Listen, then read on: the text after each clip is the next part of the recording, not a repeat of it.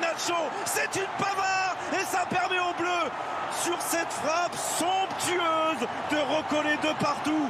Quel match, quel match! 2-2.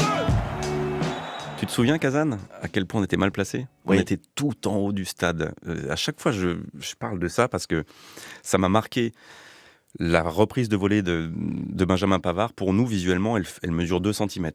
Et c'est un exercice d'essayer de mettre de l'intensité dans quelque chose qu'on voit très très loin, alors que quand on le voit à la télé et quand on le voit ensuite au ralenti, c'est énorme. Voilà, on se rend compte de la puissance, de la distance et du geste.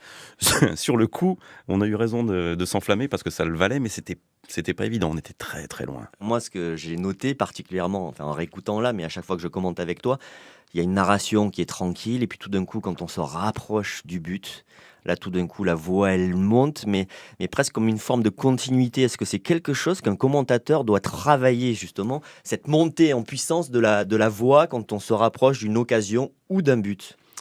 Je pense pas que tu puisses travailler un style. Si styles il y a d'ailleurs. Non, tu peux travailler ton match, le préparer. Tu peux évidemment commenter, si tu as cette chance-là, commenter beaucoup de matchs, qu'on est bien meilleur commentateur au bout de 200 matchs, encore mieux au bout de 1000 matchs, je pense. Et puis après, encore une fois, si tu connais bien les joueurs, si tu connais bien la compétition, le stade, le pays, tout, ça te permet...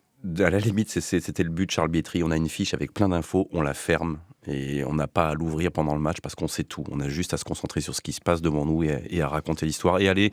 Et ça, c'est venu avec le temps parce que j'avais une voix d'outre-tombe, je l'ai toujours. On m'appelait télépompe funèbre en école de journalisme.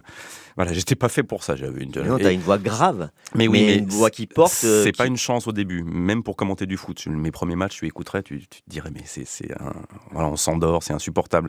J'ai mis beaucoup de temps à y mettre un peu de vie et d'émotion. Planète Lisa sur France Bleu.